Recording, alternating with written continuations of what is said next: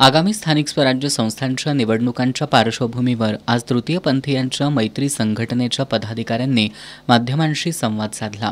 स्थानिक स्वराज्य संस्थांच्या निवडणुकीत जिल्ह्यातील सर्व राजकीय पक्षांनी तृतीयपंथी समाजातील घटकांना प्राधान्याने उमेदवारी द्यावी, तृतीयपंथीयांमध्ये जनतेशी जोडून राहण्याची आणि त्यांच्या प्रश्नांवर उपाय शोधण्याची खरी राजकीय क्षमता आहे, याचा राजकीय पक्षांनी विचार करावा।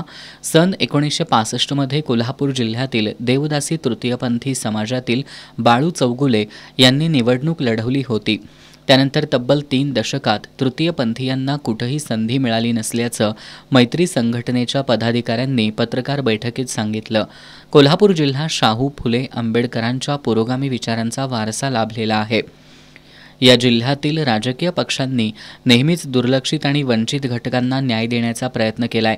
त्यामुळे आगामी स्थानिक स्वराज्य संस्थांच्या निवडणुकीत तृतीयपंथीय समाजातील उमेदवारांना संधी द्यावी, अन्यथा तृतीयपंथी समाजाच्या वतीनं कोल्हापुरातील महापालिका निवडणुका स्वबळावर लढू, असा इशारा संघटनेच्या सेक्रेटरी शिवानी गजबर यांनी दिलाय।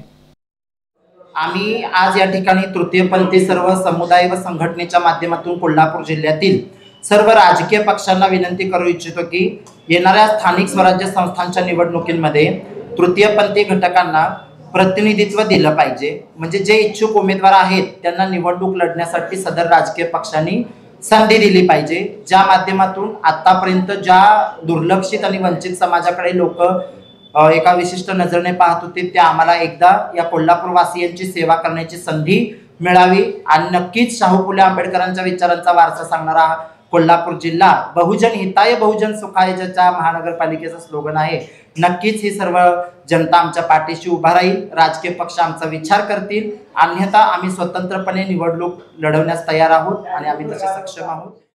पत्रकार बैठकीला अध्यक्षा मयुरी आळवेकर, अमृत आळवेकर, सुहासिनी आळवेकर, अंकिता आळवेकर उपस्थित होत्या।